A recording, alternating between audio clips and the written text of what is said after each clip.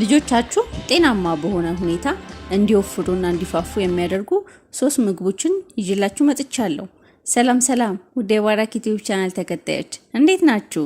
ዛሬ የማቀርብላችሁ 3 ምግቦችን ነው። ልጆቻችሁ ተፈጥሯዊና ጤናማ በሆነ መንገድ ክብደታቸውን እንዲጨምሩ ይረዳሉ። እነዚህን 3 ምግቦች ለቁርስ፣ ለምሳና ለራት መመገብ ትችላላችሁ። ቪዲዮን ከወደዳችሁት ላይክ እና ሼር ያድርጉ።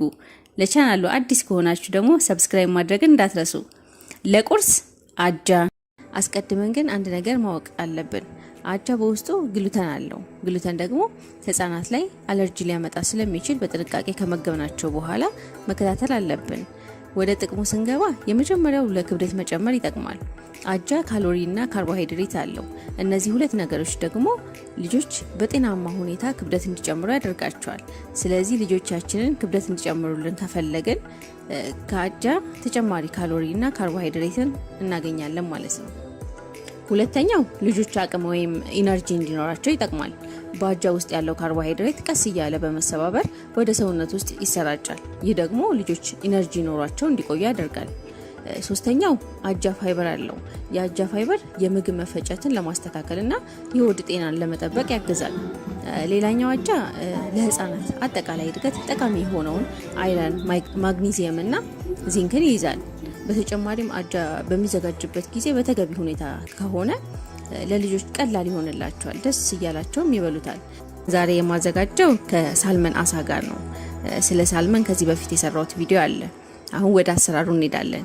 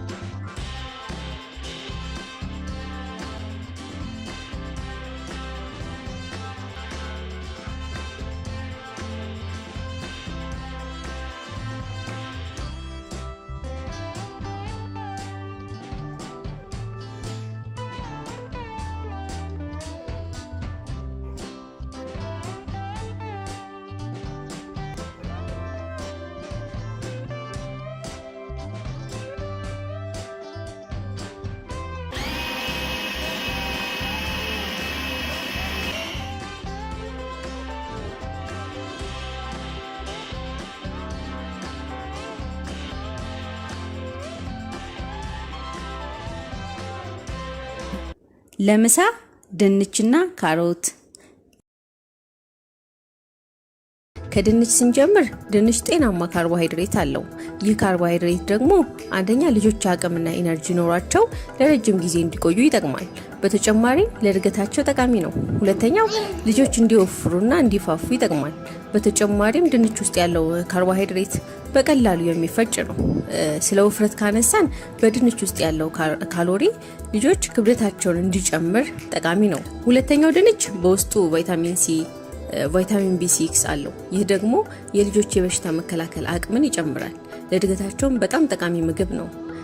በውስጡ ያለው ፋይበር ደግሞ ምግቡን ለመፈጨት ቀላል ያደርገዋል። ሌላው አለርጂ የማምጣት እድሉ ዝቅተኛ ነው። ካሮትን ስንመለከት ካሮት ከሌሎች አትክልቶች ጋር ሲነጻጸር ከፍተኛ ካሎሪ አለው። በዚህ ምክንያት ልጆች ካሮትን ሲመገቡ ከፍ ያለ የካሎሪ መጠንን ያገኛሉ።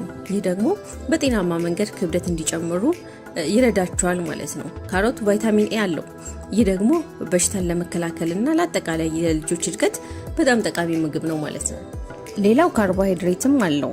ካርቦሃይድሬት ለልጆች ለመፈጨት በጣም ቀላል ነው። ከዛም በላይ ግን ካርቦሃይድሬቱ እንደ ካሎሪ ክብደትን ለመጨመር ይጠቅማል።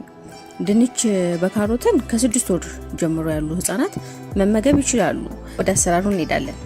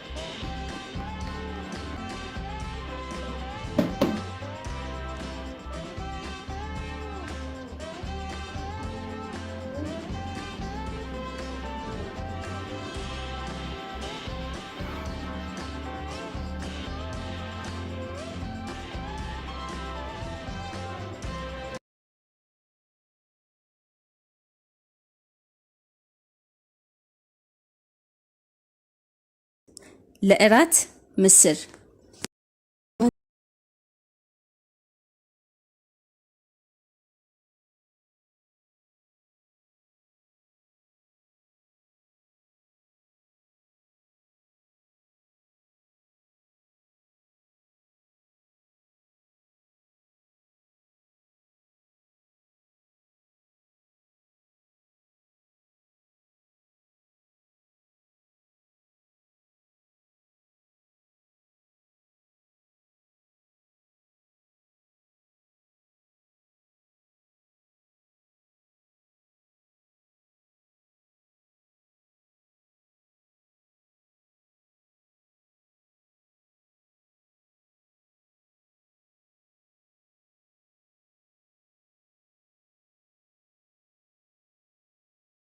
አሁን ወደ አሰራሩ እንሄዳለን። ቀይ ምስርን የማዘጋጀው ከእንቁላል ጋር ነው። ስለ እንቁላል የሰራሁት ቪዲዮ ያለ እሱን ማየት ትችላላችሁ። ነገር ግን ልጆቻችሁ የእንቁላል አለርጂ ካለባቸው ከአትክልቶች ጋር ማዘጋጀት ይቻላል። ለምሳሌ ከካሮት፣ ከብሮኮሊ፣ ከአበባ ጎመን፣ ከፎሶሊያ እንዲሁም ከሌሎች አትክልቶች ጋር ማዘጋጀትና መመገብ ይቻላል።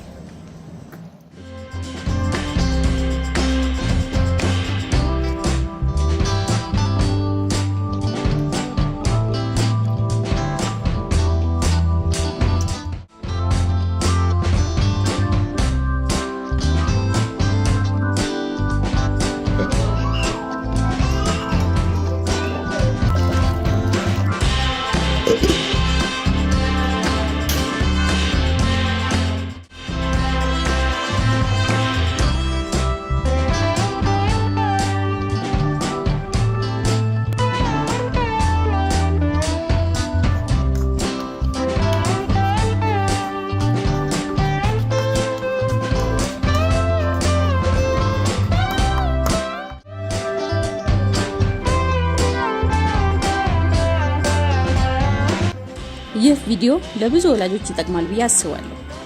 ልጆቻችንን ፈጣሪ ይጠብቅልን።